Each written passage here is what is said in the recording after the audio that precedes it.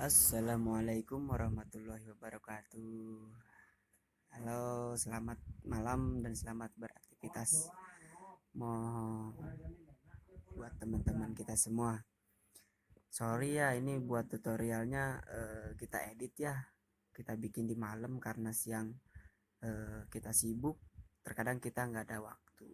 Maklum guys, kita sama-sama karyawan. Kita mencari celah dan kesibukan ya, mencari celah di samping kesibukan. Nah di sini kita akan tutorialkan bagi yang pemula ya. Kalau yang udah tahu ya nggak apa-apa. Ini hanya berbagi apa ya, berbagi pengetahuan. Gimana sih cara servis motor injeksi, eh, mesinnya juga. Nah kali ini kita eh, kasih tahu sepengetahuan aku dan ya nggak jauh sih, biasanya rata-rata sih seperti ini. Yang pertama yang paling penting itu kita ganti oli mesin dulu sama oli gardan. Hati-hati jangan sampai lupa karena oli itu nomor satu itu ya, minimal rekomendasinya sih sebulan sekali. Itu kalau motor kerjanya lebih capek, diusahakan ya sebelum 1 bulan itu kita udah ganti oli yang baru. Kenapa kita ganti oli yang baru? Karena olinya juga apa ya, sudah, kalau ibaratnya kalau makanan itu sudah nggak enak lagi untuk dimakan. Nah kurang lebih seperti itu. Jangan sampai olinya udah hitam baru diganti. Wah jangan. Itu ya, memang motor masih hidup, cuman bagi yang bisa merasakan itu terasa motor itu berat, eh, tenaganya bisa dikatakan tenaganya juga berkurang. Kemudian kalau olinya udah jelek, ada tuh yang nyampe 6 bulan itu harus ganti. Selanjutnya injeksi ya, kita jangan salah, bukan orang aja yang diimpus, ternyata injeksi juga kita impus. Ya itu ada cara-caranya. Itu ada semacam tabung, terus dikasih cairan ya, dikasih cairan itu berbentuk apa ya, berwarna merah gitu, dan bisa menyalakan motor tanpa bensin dari tangki motor.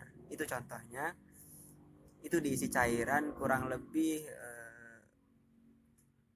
berapa ya, satu botol itu 200-an lah, 200 ml. Terus dikasih selang selang angin ya, buat tendangan ke injektornya. Kenapa, buat apa impus buat membersihkan injektor, karena susah untuk dibersihkan selain pakai impus. Nah yang lanjutnya, kita rutin servis bagian CVT kalau motor matic ya, karena di kalangan motor matic CVT itu terkadang bisa dikatakan nggak kelihatan, jadi susah untuk dicek. Makanya menurut pengetahuan saya itu CVT, bagian CVT lah ya, direkomendasikan untuk rutin dicek. Ibaratnya kalau rantai sama gear kan kelihatan tuh mana yang kendor sama mana yang kencang, yang masih bagus ataupun yang udah jelek gitu. Sedangkan jika motor matic itu nggak kelihatan gitu loh, apa sih PT-nya udah kendor, apa udah di bagian rollernya itu udah pada bopeng atau udah aus, apa panbelnya udah kendor. Itu kan nggak kelihatan ya, terkecuali eh, yang punya motor itu rajin, dia punya perasaan oh motor udah nggak enak dibawa ke bengkel gitu loh.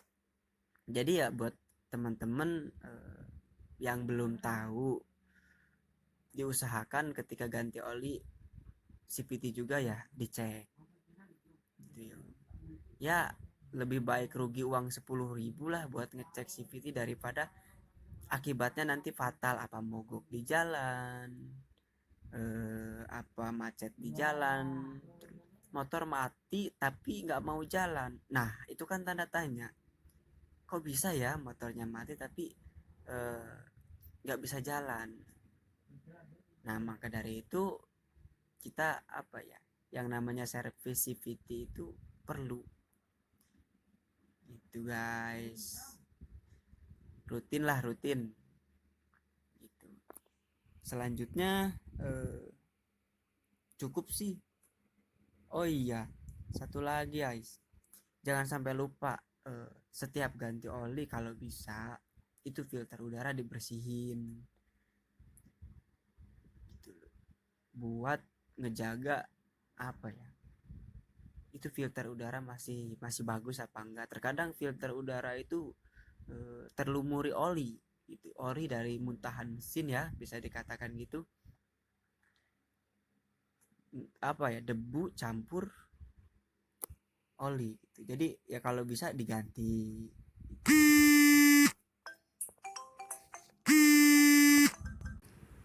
ya. Semoga bermanfaat bagi teman-teman kita yang belum mengetahui eh, ya servis berkala motor injeksi, matic, dan yang lainnya gitu. Dukung terus, semoga bermanfaat. Dan saya akhiri, assalamualaikum warahmatullahi wabarakatuh.